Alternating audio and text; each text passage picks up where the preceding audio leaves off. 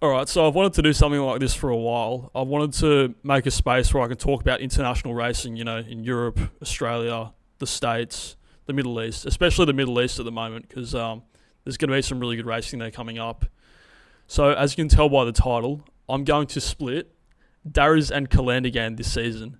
I saw a tweet not long ago talking about this sort of thing, obviously because they run over similar distances, they're trained by the same trainer and have the same owner. And I thought, that's probably quite an interesting thing to talk about. And, none better than myself to pick out the best races for them. So I'll start off with Daryz. Obviously, won the Arc last year in really emphatic fashion. Fought out the finish with Mini Hawk, who was an excellent horse. And those two are miles ahead of the rest. From a stallion perspective, they could have just retired him there, and probably no one would have cared. But luckily, we've seen in Europe this season a lot of those good colts. They're going to get raced on as 4-year-olds. So yeah, it's really respect moment that they're going to run Daryz as a 4-year-old. So with him this season, I reckon he needs to run mainly in France and on soft grounds. That's because obviously he's going to go to stud, and it's important that he gets shown off at the big French races. And also we saw him run on a good track at York in the Juddmonte International, and he didn't really fire. Although the race was very strangely ran with the Godolphin horse going skits up front. He just didn't really fire, and he's just, you can see by his form that he obviously goes better with a bit of give in the ground. So yeah, his first race is going to be the Prix Gannet at Longchamp over 2,100 metres. It's a nice race to start off those middle distance horses.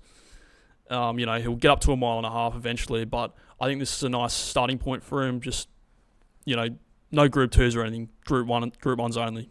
That shouldn't be a debate. Yeah, so Prix Gannet, nice starting point. Right, so he has to either win or come second in the Prix Gannet, and then he can go to the Prince of Wales Stakes. That contradicts what I was saying before about France and soft tracks, but with these really elite horses, I think it's good that they, race outside of their own jurisdiction, especially if they're going to be a really hot stallion prospect. So Prince of Wales Stakes, that's going to be a very tricky race. I don't really think he can win that.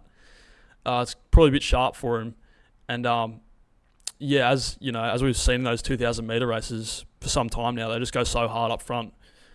He'd have to run very well in the Prix Gannet to run in the Prince of Wales. Otherwise, if he runs okay in the Prix Gannet, skip the Prince of Wales and go to the Grand Prix de Saint-Cloud, which falls about 3 weeks after Ascot. Now, if he did run in the Prince of Wales, you could still run him in the race at Saint-Cloud, because I think it's about 3 weeks in between. And also, at Saint-Cloud, it'll be a soft track. I don't think I've ever had a bet there, and it hasn't been like really wet ground. So basically at Saint-Cloud, it's never good. That should be a really sort of desirable race for him, over 1.5 miles, getting up to that good distance for him. So he'll run there, and then he'll have a bit of time off, I think, give him a bit of a freshen up. And then we'll run him in the Prix Foy on Arc Trials weekend. It's just it's just the perfect race, really. Same course and distance as the Arc. It'll probably be a soft ground, although I think last year, it was such a weird surface. Oh. The French race, like the goings for the track are just always off. It was just I think it was quite hard on Arc Trials weekend this last year. So it'll be a good sort of warm up race for the Arc, obviously the Prix Foy. And then obviously, send him to the Arc. Obviously he'll carry a little bit more weight this year. But he might just have the class to win it again. And, there's only been 2 horses that have won the Arc twice, and that's Trev and Abel. So, if Daryz was to win 2 Arcs, that's an incredible marketing angle for Aga Khan when he goes as a commercial stallion. So, that's the main goal, winning 2 Arcs with Daryz. I did put in brackets the Breeders' Cup Turf, but I thought about that a bit, and it just seems a bit unneeded. It'll be a fast ground at Keeneland or wherever they're having it this year. So I think they'll definitely retire him after the Arc, and yeah, that just seems like a logical like retiring point. And also another thing I forgot to mention earlier is that yeah, like with Ace Impact when he won 2 or 3 years ago, like they retired him as a 3. I was like, why do that? So cringe.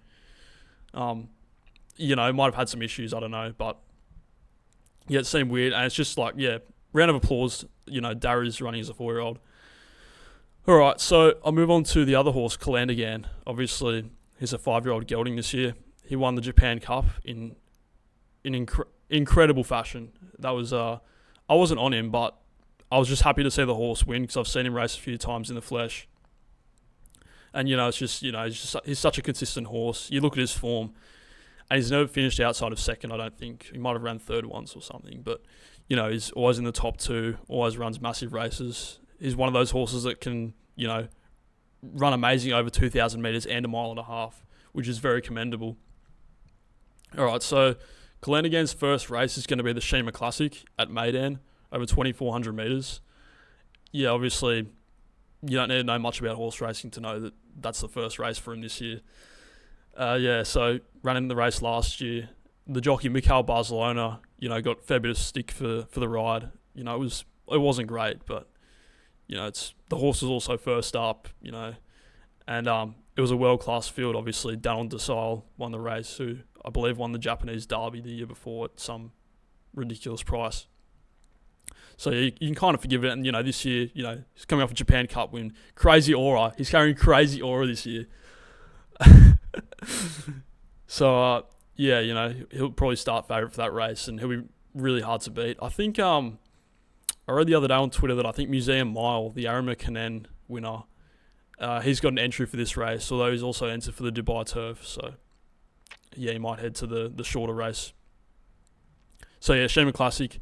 And then he's going to go to the Coronation Cup. So, yeah, it's a bit similar to last year, I guess. So Coronation Cup, ran in the race last year. He looked the winner for about, 400 metres of the race. But obviously, Ryan Moore and Jan Bruegel won. Ryan Moore's just being an absolute try-hard in the finish. Bloody try-hard, yeah.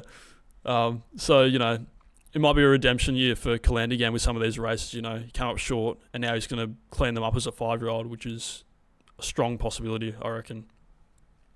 So, yeah, Coronation Cup. And then this is a bit of a curveball, but I need to put it in, otherwise it's basically identical to last year's campaign for him. So, I reckon the Eclipse Stakes is an interesting race for him. The Prince of Wales just comes that bit soon after the Coronation Cup, and also I've penned Daryz for the Prince of Wales, so can't run them together. I think the Eclipse Stakes is interesting. It's the last 2 runnings of it might be more, but I know for a fact the last 2 runnings of it have had like really small fields. So I think it could be a good sort of 2,000 metre race for Calandagan to get on his resume. I just kind of threw it in there. I think it's a good sort of race in between the Coronation Cup and the King George. And that leads me on to his next race, the King George. He won that race so well last year. I was on Kalpana, who I thought should have won the Arc, but had a few issues. Things go wrong. That's a different conversation. He obviously beat Kalpana. This was a real coming out party for Calandagan last year. I thought he won the Grand Prix de Saint-Cloud before, but that's kind of a bit of a nif-nuff Group 1. And then he comes out and wins the King George, and puts any debate to rest. That was amazing, and I reckon he'll do the same this year. Although I did see that Masquerade Ball, who is the horse that ran second to Calandagan in the Japan Cup, he's also apparently running in this race, which is very interesting, and it adds a new dimension to this race, and also for the storyline as well. It's fun seeing these rivalries in racing. So. Yeah, hopefully Calandagan versus Masquerade Ball in the King George. Next up, I've got the E-Ball Handicap. No, I'm kidding. No, 75 kilos for Calandagan in the E-Ball. That's what we're doing next. No, actually, I'm joking. All right, so Champion Stakes, obviously. There's not much in between the King George and the Champion Stakes. You've got the Judbon International, but I think it comes too soon after the King George.